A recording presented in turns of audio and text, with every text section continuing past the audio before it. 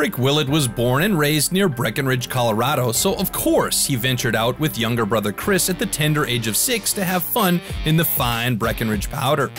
Willet came to fame a little later than other pros, shaping his skills at a once-a-week recreational snowboard class.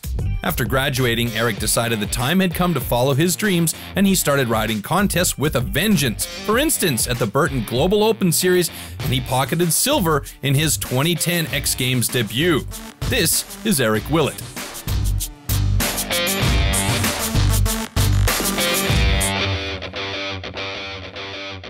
I grew up in Breckenridge, born and raised there, and I couldn't imagine living anywhere else. The whole place is surrounded by the atmosphere of like snowboarding and that kind of thing. So all my friends did it. You'd go to school and everyone was talking about snowboarding, and you'd go and do it on the weekends. And it was the perfect place to grow up. They had the best parks there, best place to train, and still wouldn't move anywhere else. I love being there. Still the best place to go ride when I'm back home.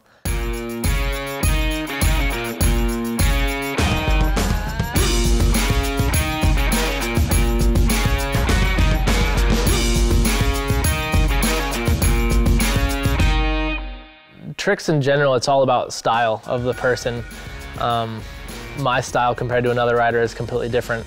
I think that's what makes snowboarding so fun and interesting, is that everyone has their own style, and it's not really a bad style, you know, everyone just has a different style, and I think that's kind of cool and separates a trick. Like even if I can do like a front 10 compared to someone else's front 10, it looks completely different even though it's the same trick.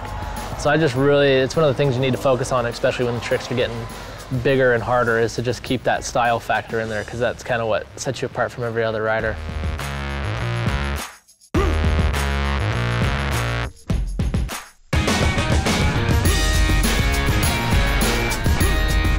Snowboarding nowadays is kind of, it's the same vibe and the same kind of thing. It's just getting more progressive. So back then you would see smaller runs that would win contests that nowadays wouldn't even make it into finals or even semifinals, you know.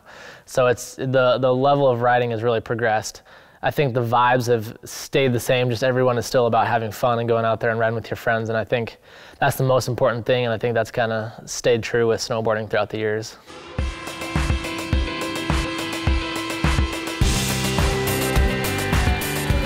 There's definitely some pressure now with all these other tricks and all the younger kids coming up and stuff, but I like the pressure. That's kind of what I feed off of, so I kind of use that as almost my way of pushing myself to learn new things instead of actually just using it to bum myself out. I use it to kind of strive to do new things, so I like it. It's pretty cool. A lot of those people are my friends, so I'm pumped to see them do those tricks and that certain thing, and yeah, I'm hopefully to be pushing the sport still.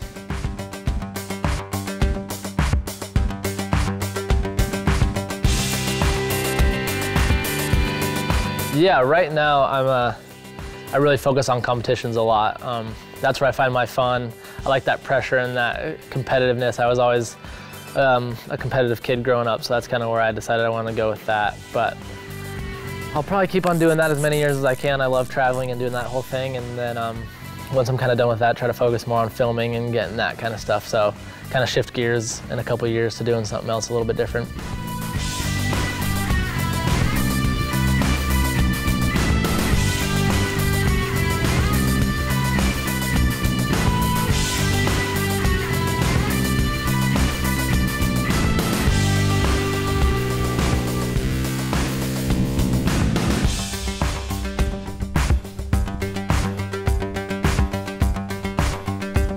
I have fear every single time I'm snowboarding, for sure, trying something new, or at every different slopestyle event. Every course is different, and you know you've got to throw your hard tricks even if the course isn't perfect, so that's always plays a factor in it.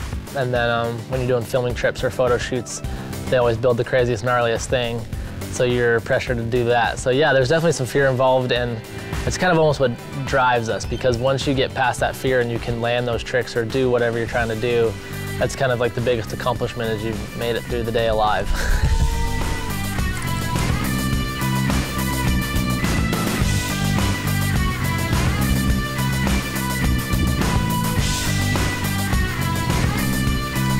It's getting harder and harder to not enjoy snowboarding, but to free ride, I guess, just to have fun. Like, I haven't ridden Breck in about 2 months.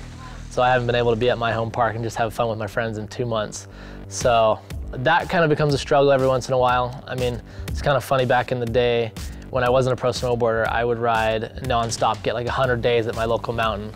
And now being a pro, it almost seems like I ride less than I did back then, just because you're traveling so much. I probably have more hours on an airplane than I do at my actual mountain, you know?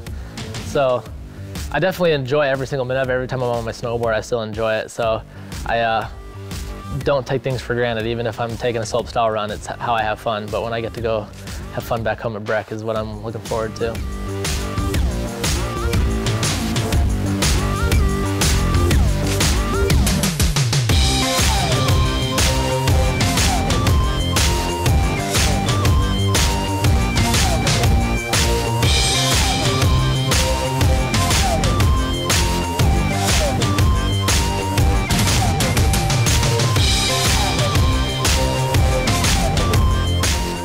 I'm still pretty young, but I feel like I've accomplished a lot, you know, just being able to travel the world like I do and seeing a ton of different things at such a young age. I feel so blessed to have that happen. But yeah, just got engaged, so I'm kind of looking to move into that step of life. That was pretty exciting, so I'm kind of looking forward to that. Of course, we wish Willet all the best for the future and hope he continues to push the limits of snowboarding as he has done.